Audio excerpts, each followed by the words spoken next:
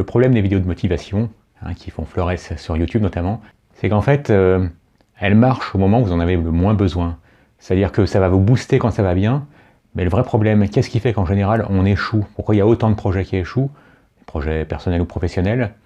C'est tout simplement parce que c'est au moment où les choses ne vont pas qu'on a besoin d'autre chose que la motivation. Parce que la motivation, c'est quelque chose qui marche, auquel on réagit quand on est sur une dynamique positive, quand on est au creux de la vague, que ça va pas parce que pour des raisons X ou Y, qu'on a des événements imprévus, et pire encore, enfin des choses qui vont vraiment de travers. Et dans ces cas-là, la chose qui peut vous aider quand les choses vont de travers, c'est la discipline. Pas la discipline qui vient de l'extérieur, plutôt l'autodiscipline. Je m'explique. Si vous êtes habitué à faire, par exemple, 10 km par jour de marche, on va dire que c'est de la marche. Donc, quand vous êtes motivé, bon, vous allez mettre vos chaussures le matin, il n'y a pas de problème qu'il pleuve ou qu'il y a un petit souci météo, il n'y a aucun problème, vous irez. C'est dans les moments où vous n'aurez pas trop le moral, où ça ira pas pour une raison X ou Y, que le cercle vicieux va s'enclencher. Et c'est à ce moment-là que si vous avez pris l'habitude, quoi qu'il arrive, presque en mode zombie, de mettre vos chaussures et de sortir sans vous poser de questions, que là, bon, même si vous n'avez pas envie d'y aller, eh bien, c'est pas grave, vous le ferez quand même. Si bien que vous ne perdrez pas le fil. Bon, si votre objectif c'était d'être en forme, d'être moins sédentaire, de vous reprendre un peu en main physiquement, eh bien, ce qui marchera, c'est la discipline, c'est le fait que vous ayez fait la chose sur la durée et de manière très régulière. Là où la motivation, vous allez voir une vidéo de motivation qui va vous inciter à vous bouger, à faire quelque chose, à faire du sport, eh bien, ça ira bien au moment où vous avez le moral, mais à quel moment est-ce qu'on arrête? Qu'est-ce qui fait qu'on arrête quelque chose qu'on avait décidé de faire? Eh bien, c'est tout simplement parce que c'est dans les moments de creux qu'on abandonne, c'est pas au moment où ça va bien. Donc c'est ce que je reproche un peu aux vidéos de motivation, c'est qu'elles vendent un peu trop le fait que ça va vous booster, mais en fait c'est pas au moment où ça va bien qu'on a besoin d'être boosté, on a besoin d'avoir quelque chose qui va nous permettre de garder le cap quand ça va mal. C'est pour ça que je parle de discipline plutôt d'autodiscipline, et ça vient uniquement par l'habitude, par la pratique quasi quotidienne.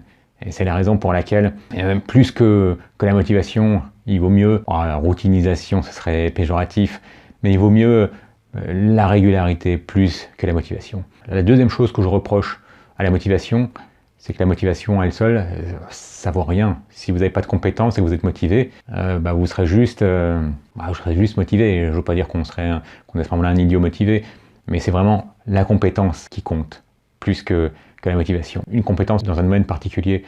Donc moi, c'est un peu ce qui me déplaît dans cette mode de motivation, tous ces coachs qui motivent. La chose essentielle à faire, c'est pour ça que les deux se regroupent, c'est d'avoir en objectif une compétence à acquérir et de l'acquérir au quotidien, morceau par morceau, étape par étape. C'est vraiment mon mantra. Ce que je me rends compte dans les moments difficiles, que j'ai rencontré, là c'est la 3e année que je suis à mon compte, ce qui m'a sauvé, ce qui a fait qu'il y a eu des moments, des passages à vide, mais ce qui m'a sauvé, c'est le fait qu'il y a une certaine routine qui faisait que tous les jours je code, par exemple. Il n'y a pas de « aujourd'hui j'ai pas envie, j'ai pas la pêche ». Oui, il y a des jours où j'ai pas envie, il y a des jours où le code m'agace, ou le fait qu'il y ait toutes ces choses à apprendre et que c'est une cible sans arrêt mobile et qu'il y a toujours des nouveaux frameworks, de nouvelles librairies.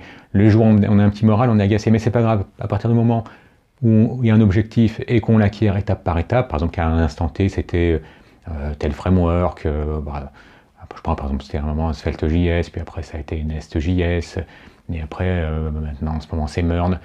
Eh bien, le fait qu'il y ait un objectif clair et que tous les jours, je sais que tous les jours, c'est la première chose que je commence à faire, je programme, et donc je me fais des POC, tous les jours, eh bien, enfin, bon, sauf un jour de repos par semaine. Souvent, bon, j'arrive parfois à me prendre 2 jours de repos, mais vous voyez, si je devais compter que sur la motivation, eh ben, il y a des moments où je lâcherais, et peut-être pour un certain temps, je ne sais pas pour combien de temps, mais je passerai des caps, des trous d'air qui pourraient être assez importants. Alors que quand vous vous conditionnez à faire des choses, c'est-à-dire sans même me rendre compte, boum, je me retrouve à mon bureau, j'ai lancé mon IDE, hop, j'ai noté pas mal d'idées, de petits POC que je pourrais faire, et ben j'en prends un, hop, et c'est parti. La démotivation n'a pas le temps de s'installer. Et ensuite, quand ça commence à marcher, que vous êtes chaud, bon là c'est parti. Alors, en un rien de temps, vous êtes retrouvé à coder 1 à 3 heures, ça dépend, hein, et donc vous continuez à progresser. Donc voilà, c'est pour ça que je veux dire, c'est la motivation en elle-même, ça vaut pas grand-chose, et en plus, elle n'est pas là pour vous soutenir au moment où ça va pas. Moi, je trouve que c'est plutôt un booster. Alors dites-moi ce que vous en pensez en commentaire, comment vous gérez justement vos périodes de creux, parce que c'est paradoxal à dire, mais c'est ça en fait qui fait qu'on on n'arrive pas à mener à terme des projets, c'est pas parce qu'on n'a pas assez de moments, on a d'énergie, c'est le moment où on est dans le creux de la vague, c'est là qu'il y a vraiment danger. Et pour passer ce cap de danger, c'est vraiment l'autodiscipline qui fait qu'on passe. Tant pis, à ce moment-là, ça fait pas plaisir. On fait la chose un peu au départ en mode pilote automatique, et ensuite, ça revient. Allez, n'hésitez pas à mettre un petit pouce, à vous abonner si ce n'est déjà fait, et si vous avez, vous, des astuces qui vous permettent de passer les caps difficiles et vous n'êtes pas trop motivé, n'hésitez pas à les mettre en commentaire.